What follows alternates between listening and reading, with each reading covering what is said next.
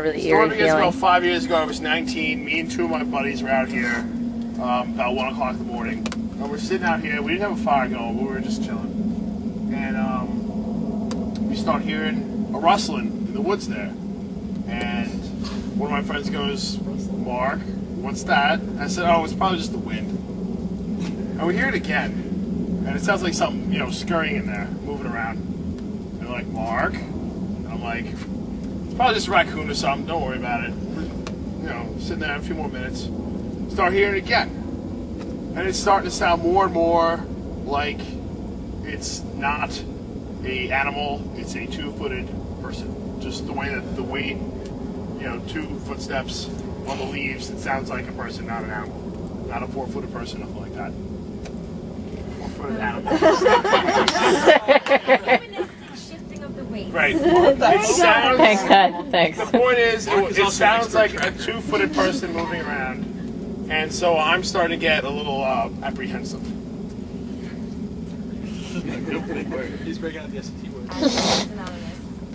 We keep hearing it. All three of us go dead silent. No one says another word, and they just keep looking at me. And then all of a sudden, we hear it run up to this fence here. There's really nowhere to run there. It's all woods. But it's a thicket, and we just hear it run and just stop right at the fence. And at the same time, all three of us get up and run. I run that way, they run that way. Darkness, by the way. Darkness. As I'm running down the pool there, I can hear it following me along the fence. I can hear it. And as I hear it, and one of my friends yells my name, I turn around and I run back this way. So I run up there.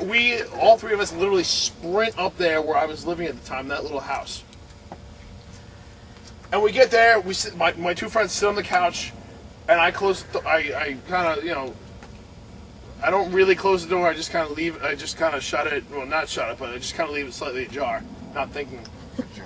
And one of my friends, we're all out of breath, one of my friends goes, "Mark, what the fuck was that?" And I'm like, "I don't know." And I turn around, and I see a movement through the window pane. And all I could describe was just like a white moving towards me. A ghost. I just see something moving towards me. It wasn't, it was total blackout. 1 o'clock in the morning. I just see something moving towards me, and I lunge forward to shut the door all the way. And as I shut the door all the way, I lean forward to try to move the door. It pushes back on me, and I'm literally doing this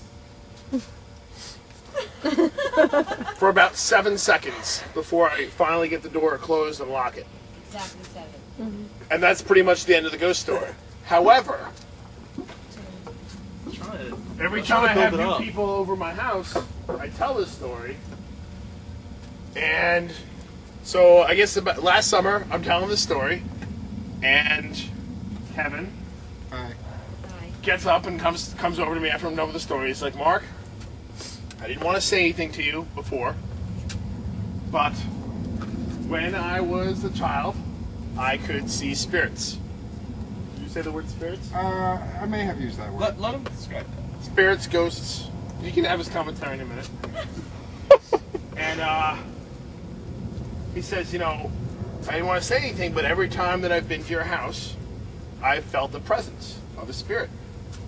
And he starts getting into detail, which really made me uncomfortable. Because I know a lot about the family that used to live here. And I really, his detail it just seemed dead on to me. He said, "I feel like it's a woman." What did you say? It's an older woman with black hair, probably Jewish, Israeli, something like that. He mentioned Jewish and Israeli, and that's immediately I was like, "Ooh, stop." And here she comes. That's what she looked like. No interrupting.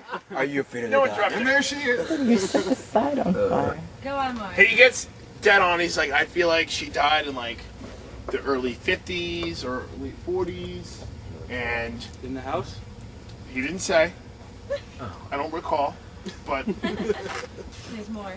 he said specifically her ethnicity, her age, about the approximate time that she died, and that she's harmless but gets really irritated every time you have people over. She's pissed tonight. So Crazy neighbor. I was like, I freaked out. I got cold chills coming over me. I said, "Stop it!" Like, He was really upset. we're not talking about this in the morning. Like, I really like something really like uncomfortable came over me. I said, "No, no, the party's over. We're going inside." So the next morning, I was like, "Kevin, say whatever you want to my mom. She knows more about the people that used to live here than I did." And Kevin starts asking questions, blah, blah. Who used to live here? And Mom starts talking about it. It was the Rothschild family. They lived here, in the 40s. And this and that. And I bring Kevin home, and I come back, and I'm like, "Mom, I want to tell you why Kevin was asking you all that stuff." And I told her, I didn't tell her specifically about the ghost story, but I told her, that he felt the presence of a spirit, and he got into details. So Mom whips out her MacBook and starts, doing all this research about the family and the guy that used to live here. And she comes across a page on the web that made her go, "Oh my God, look at this." And she starts reading it, and it said, Baron von Rothschild, her wife, Kitty Wolfe. That's my dad. Is that your dad? Yeah.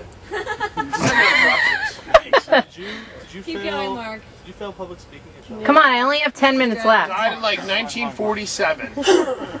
And Baron von Rothschild buried her in his gardens and was still mourning her death Ignore it. when he remarried in 1952. These are the gardens. So then I broke out an old map of the estate, and the gardens are from like here, this section here. And specifically, one point on the map looked like a little stone footpath to something that was just sort of circular, with like something else coming out of it, like a grave. And it would have been like right there. Also on this page, it mentioned that after the 50s, the family went bankrupt, something having to do with World War II and the German government. And they had to sell the house. The bank foreclosed, they had to sell the house, and real estate agents came in and removed anything unsightly. Such as. Grave. Kitty Wolfe was her name. And I feel like someone's doing a